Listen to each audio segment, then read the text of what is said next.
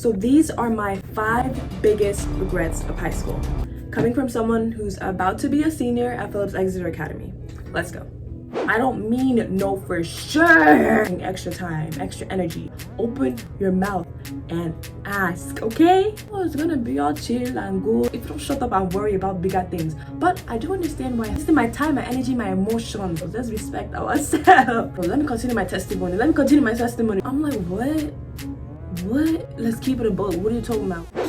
First of all, let me say, these are not actually regrets per se. They're actually like lessons and blessings that I'm about to share with you all, so you do not make the same mistakes that I did, okay? The first regret is not entering high school with an idea of the career that I wanted to pursue. Now, I'm not saying that you enter high school knowing that you want to take over the world in this way, you want to build a multi-million-dollar company, or you know for sure your heart is set on medicine. I don't mean know for sure, but just be like, okay, I'm interested in this career, I can see myself doing this in the future. Why is that important? For me, I came in more excited about the fact that I would have the opportunity to attend classes at, the top school in the nation. I was excited about the opportunity to finally take dance lessons with financial aid and finally be able to do theater at a higher level. So I came in knowing what I was passionate about with the arts, right? But not per se the career that I wanted to do.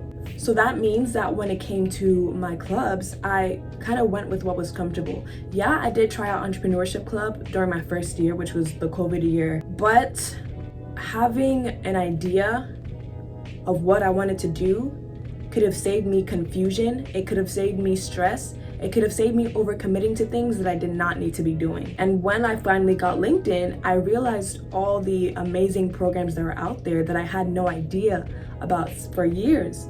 So if I had come in saying, okay, this is what I want to do, this is what I'm interested in, I could have aligned my clubs with that. I could have saved time, I could have saved stress, instead of having to make a pivot in my junior year when I finally realized, okay, this is what I'm interested in, like for career-wise, and let me actually focus on pursuing that. So if you, for example, come in and you're like, I want to pursue political science, for example, but maybe you've never done anything regarding political science, so you have an idea that it's the career you want to pursue.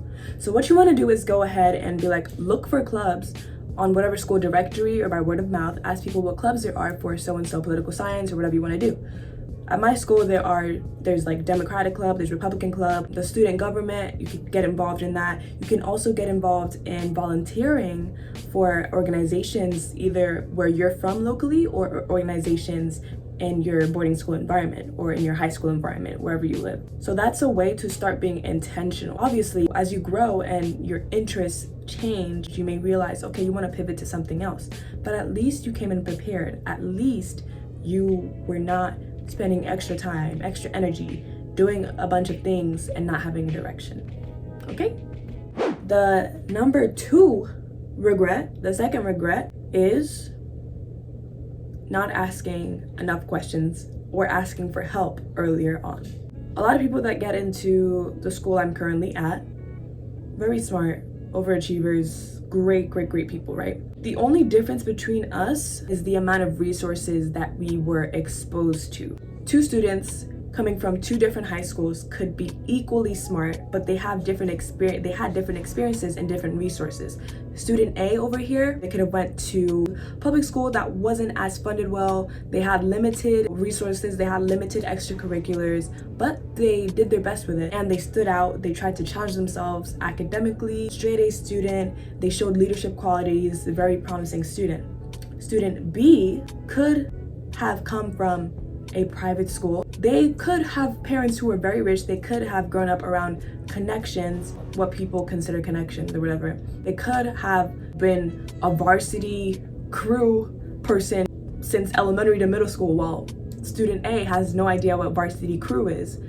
They, like, you know what I'm saying? People are coming from different backgrounds. Then another person could be coming from a different country, because if you're going to boarding school, a lot of them are also international schools. When you're coming to this new environment, high school, boarding school, whatever it is, make sure you open your mouth, shine your eyes. If you do not know something, ask questions. For a while, me personally, there was a lot of opportunities inside school and outside school that I was unaware of for quite a few years. I didn't know that my school had an economics club, an investment society. I'm like, what? Let's keep it a book. What are you talking about? I didn't know all of that. Secondly, until I got LinkedIn the summer entering my junior year, I had no idea about all of these programs and scholarships people were doing. I was like, huh? So that caused me stress because I was like, you know what I mean? The point, I even didn't understand my school's GPA system. We used an 11-point scale. I did not understand really how that works until my junior year. Tell me why I waited that long to understand something so important. Like, be so for real. You feel me? You know what I'm saying? Like, do not procrastinate to get information that you need. Your problem, your unanswered question, somebody else already has the solution and the information. You just need to open your mouth and ask, okay? You can do it. Third regret/lesson was not developing a study system early on. Physics and chemistry, and sometimes math, I would say, expose this weakness. In middle school, got straight A's. Like, I do not remember ever studying in middle school because I just didn't need to study to get good grades on tests, exams, homework, whatever. So but I still applied myself, obviously. It's just that I didn't need to create a study plan. So then I came into high school thinking, oh, it's gonna be all chill and good, it's gonna be fine, it's gonna be cool, right? And then I'm hit with stuff that I don't understand. And that goes back to asking questions. Like, I had to develop that, especially by my sophomore year. It was like, okay, you're gonna need to open your mouth, ask for help from teachers, ask for help from your advisor. Specific questions, though. Don't be asking general questions. Ask very specific questions that you need help with. Some schools even have an academic overall advisor or resource person. And once I reached out to my school's academic advisor, he was able to help me. Like, I was able to share with him my weak spots. And this was my junior year, guys. Hey, I'm telling you, everybody comes to boarding school, to high school with different resources, especially if you're going to a school like Phillips Exeter Academy. Sometimes you just do not know things, or you feel like you may not need things. I didn't even know my school had an academic advisor planner person until junior year. Like, are you kidding me? Fall term, the first term of junior year, that was just painful. Like, that was just, the whole junior year was just painful, but it's okay. Let's not dwell on that. But what I'm saying is, when I reached out to him, set up that first meeting, he was able to help me, like, know how to plan for tests, know how to build even better relationships with my teachers than I already did, figure out scheduling things, give me strategies for studying. It was very helpful. So imagine if I just never said anything, never reached out. It's important to try to develop that study plan early on so you can be the most successful that you can be. You're gonna have subjects that you are weaker in, that do not come to you as naturally. So just get on that. Just get on that study plan. It doesn't have to be anything crazy. Just learn what works for you. What ways do you best learn or retain information? Reach out to somebody for help. You got it. Number four. Okay, so this one, trying to attach. Listen, I said trying to attach myself to a friend group. What do I mean by that? Let me recall. I was super duper excited to go to school. When I got that email letter, March 10th, 2020, hey, I was overjoyed. I said, wow, I got into this school after blood, sweat, tears, hard work, and help of the White Foundation. And then when COVID came, I was like, bruh, what are you doing? Then they're telling me I can't go to school. Anyway, so basically, I had to be at home for the first term of school. So my 13-year-old self, 14-year-old self was already feeling FOMO because I was like, oh no, I want to be at school, I want to make friends.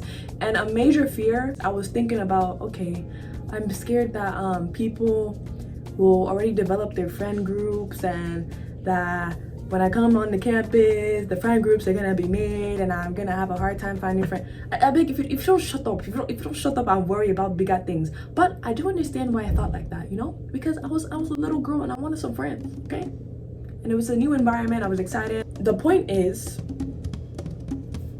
what is the point? What is the point? The point is, freshman and sophomore year, that is how I now found one friend group. I said I must be a part of this friend group. Is it by fire or by force? I don't know. But I was now wasting my time, my energy, my emotions, hanging out with people that, let me tell you, I didn't genuinely like them. The only reason I was hanging out with them is because I wanted to be part of a friend group, and these people were POC, you know, and I had never been at a PWI. I only was around Black people, African people, and Hispanics, Latinos growing up. So I was like, okay, like, it was just a waste of time. It's a waste of energy. I could have been spending that time discovering who I am. I was not trying to please other people. That piece of advice. No, let me continue my testimony.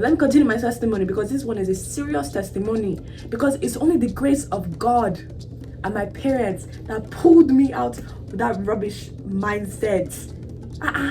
Why do you need friends to validate you? Do you know you are fearfully and wonderfully made? God made you beautifully. He equipped you with greatness inside of you. You now want to be looking for who will hang out with you. Please. People don't used to beg for hangouts. I beg. Respect yourself. And that's what we all need to do. We not all need to respect ourselves. Let's respect ourselves. Y'all, it's fine. I learned my lesson, but I need you to learn it, okay? I know some things you learn by hearing, some things you learn by experience, but I'm telling you right now, 13-year-old, 12-year-old, 14, 15, 17, 18, 19-year-old, I don't know who you are, how old you are watching this, the friends will come. The people that are meant to be in your life will come. Simple, bam, simple. And if you go about friendship making with that desperate mindset, one, not only are you devaluing yourself, but you do not understand that you need to choose your friends wisely. So if you're focusing so much on, do these people like me, instead of, okay, what are the type of friends that I would like, you know? What qualities would I want in a friend? What are you doing? Like, don't you know that you are the average of the 5 people that you hang around? You already got everything that you need in you. You're good. You're set. You're good. Okay? Okay. This is number 5. 5th regret, and this one is a very serious matter. And you know what taught me this? It was junior year. Like I told you, junior year was very painful. Without God, I would not have survived junior year. Like, I don't know where I would have been. Number 5, 5th regret is not prioritizing my physical health. What do I mean by that? Oh, I want to go to the gym, but I'm too busy. I should stretch, but I'm too busy. You know, I should go to sleep on time, but you know, I have this homework to do. I should journal for my mental health, but I don't have time. I just don't have time. Time waits for nobody. As long as you keep putting other things before your physical health and your mental health, you're going to see the impacts of it. And I saw the impacts of it. I don't even want to get into the impacts, but they were not good. It was very bad. All the tips I'm giving are connected, because if you learn how to manage your time well and ask for help, you won't be going to sleep at 1 a.m. Yes, junior year is rough. High school can be tough, but you have to do your best to prioritize your physical health. I'm telling you, take care of this body that you're in. If you got sick, nobody's gonna come and be taking care of you. Like, you're the one that has to do the work, show up for the classes, explain to your teachers why you can't come to class because you're not doing well. You're the one that's gonna have to be going to the health center every single day because you're stressed, and on top of that, you're not taking care of yourself. Please, I beg, take care of yourself. Please, take care of yourself, because you need this body to function. Okay? That is all I have for today. I hope that you've learned a lot from this video. First thing I hope you've learned is that, what's the first thing? You should know. I'm asking you. You should know. Because if you were truly listening, then you would know the answer. But no, you were not listening. So now I have to repeat myself all over again, okay?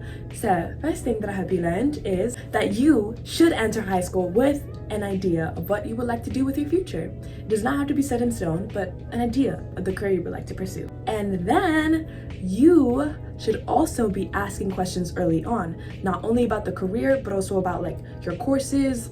You know, if you find people, you know, upperclassmen you can look up to, use them as a resource to ask them questions, academic and social questions, yada, yada, yada. Third thing, you should also develop a study system specific to your high school experience. What you did in middle school is not gonna fly. It's not gonna fly. Whether you studied or you did not study in middle school, you need to create a new system for your new self in high school, for the new curriculum that you have in high school, okay? And then fourth is discover yourself in Christ. Be comfortable with being alone. Discover who you are in Christ. Be comfortable with being alone. Do not rush into friendships. Do not pressure friendships, okay? And then fifth was always prioritize your health. Thank you so much for watching. I hope you have received wisdom from this, knowledge from this, whatever you need from this, as you're going back to school or starting a new school or whatnot. Thank you for watching, and yeah, see you in the next one.